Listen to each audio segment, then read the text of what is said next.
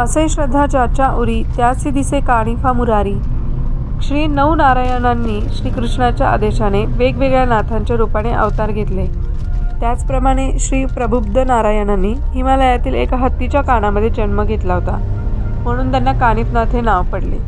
कानिफनाथ हे शैव नवनाथ संप्रदायातील 9 महायोगींपैकी एक आहेत। कानिफनाथांनी प्रदीर्घ काळ नाथ संप्रदायाचे कार्य केले, धर्माचे संस्कृतीचे रक्षण केले। कानिफनाथांना कन्हप्पा, कृष्णप्पा, कर्णप्पा, कृष्णपाद, कनिपा अशीही अनेक नावे आहेत।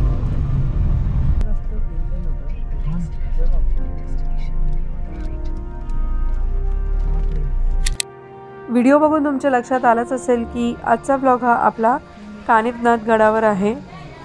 श्री क्षेत्र कानिफनाथ गड सह्याद्रीच्या पर्वतरांगांमध्ये सासवडच्या जवळ बोपगाव येथे आहे। तुम्ही आत्ता बघितलंच असेल की आपण येताना सुद्धा गड चढूनच आलो होतो, पण संध्याकाळची वेळ आहे आणि लाईट नसल्यामुळे सगळीकडे अंधार होता।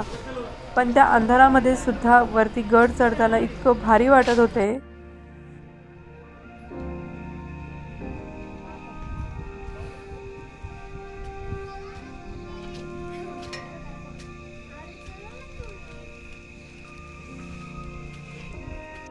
येथे कानिफनाथांचे प्राचीनकालीन मंदिर आहे।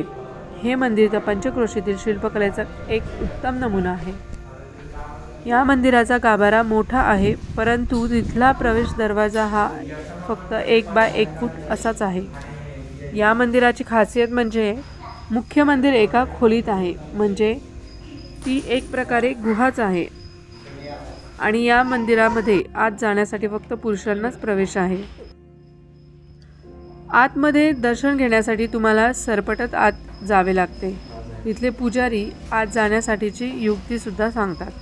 आतमध्ये जाण्यापूर्वी पुरुषांना शर्ट, बनियन, बेल्ट काढूनच आत जावे लागते।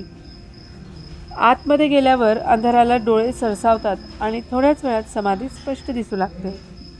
दर्शन घेण्यासाठी तुम्ही ज्या प्रकारे आतमध्ये जातात त्याच प्रकारे तुम्हाला तसेच बाहेर पडावे लागते, कारण तुम्हाला तुमचे पाय मंदिराकडे दाखवता येत नाही।